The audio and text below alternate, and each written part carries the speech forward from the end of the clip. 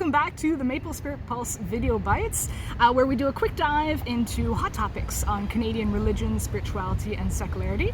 My name's Wilkins-Laflamme. I'm director of the Institute for Religion, Culture, and Societal Futures, and I'm joined here by Dr. Alyshea Cummins, who's expert on Muslim Canadians extraordinaire, as well as instructor at Carleton, and currently a visiting fellow at the Institute for Ismaili Studies in the UK. And we're here in the beautiful downtown core of Ottawa, and our hot topic for today is Canadian Ismailis and the Aga Khan. So, hi Alyshea. Hi Sarah, thanks for having me. Thanks for being here. It's such beautiful weather. So. I know, it's amazing weather. This is important for us because we've come through a hard winter. Yes, we did. So Alyshea, current estimates put the Ismaili population in Canada at about 80,000 people.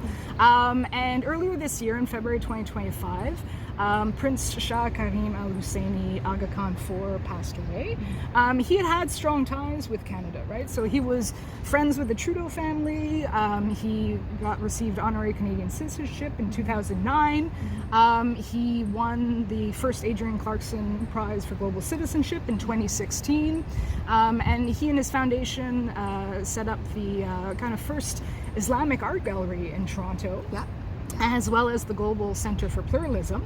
And so he's succeeded by his son, so Prince Shah Karim Al Husseini Aga Khan V, so the spiritual leader of all Ismailis across the world. So for people who don't know that much about the Ismaili community, especially here in Canada, what kind of key facts or key things do you think people should know to better understand this faith group?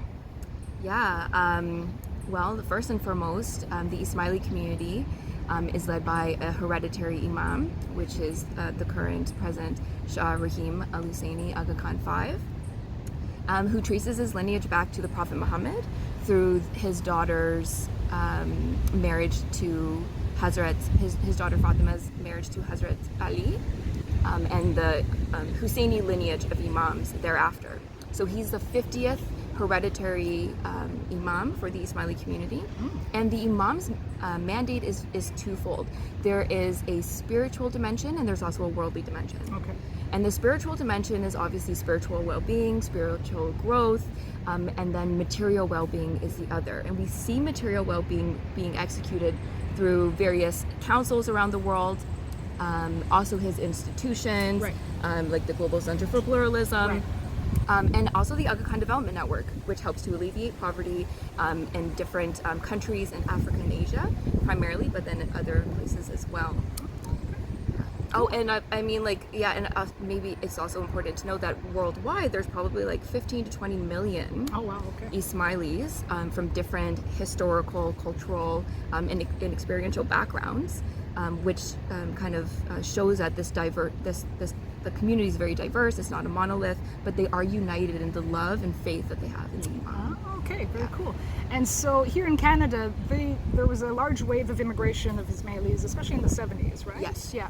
And but were there other periods where we kind of more Ismailis arrived to Canada, or was that like the main It was definitely the wave that introduced Canada as a home for Ismailis. So then we see subsequent waves, like from the Iranian Jamaat, which means community, the Afghan Tajik Jamaats, and then of course with the war in Syria, the Syrian Jamaat as well. But of course, there's been continued migration from places like South Asia and Africa since the advent of the Ugandan expulsion of Ismaili Muslims and other Asians from Uganda under Idi Amin, and that basically offset subsequent waves. Yeah, that's it. So now it's a very vibrant and very diverse community across Canada, right? Yeah. And so, so now that the Ismaili community or communities are going through this transition of Aga Khan IV to the leadership of his son Aga Khan V this year, what kind of impact do you think that is going to have for the Canadian Ismaili communities? So what kind of changes have we seen so far, and what might you expect in the years to come? I think that we're going to see continuity for the most part. Yeah. His Highness Aga Khan V worked closely with his father and the institutions, so I think that we're going to see continuity in that work. What we might see is the personality and interests of the present Aga Khan shine through in his work. And one example is when we look at Aga Khan IV's work, who inherited the imamate from his father, Sir Sultan Muhammad Shah Aga Khan V, he added his own flair. For example, his interest has always been in architecture, and so we see like the beauty and that expression in various buildings across the world, but in Canada in particular with the Aga Khan Museum, the Global Center for Pluralism, at least on the within the inside, that design element, the delegation of Ismaili Imamate in Ottawa, the Aga Khan Garden in Edmonton, the Ismaili centers in Toronto and in Vancouver, and the upcoming multi-generational housing units that we're going to see erected across Canada, which is another way that the Imam feels his mandate to uplift the well-being of the Ismaili community by making sure there's dignity in aging. Right, so there's like these multi-generational housing units are to kind of respond to the need of the growing or the aging Jamaat to make sure that there's dignity and care in aging. Okay, and what do you think? Where do you think Aga Khan V will go then? Do you think continuing in that line? I think continuing that line. I think adding his own personality, which we will probably see in the years ahead. And again, you know, with you know, climate change.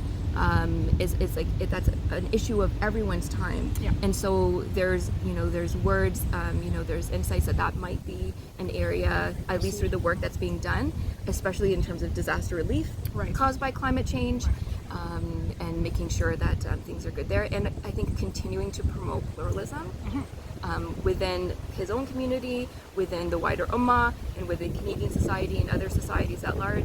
I think that that's essential with all the tensions that we see around the world today. Yeah. Okay. Well, thanks so much, Alyshea. That's super helpful and super insightful. So thanks for being here, and thanks everyone for watching, and we'll see you in the next video. See you in the next video. Bye. Bye.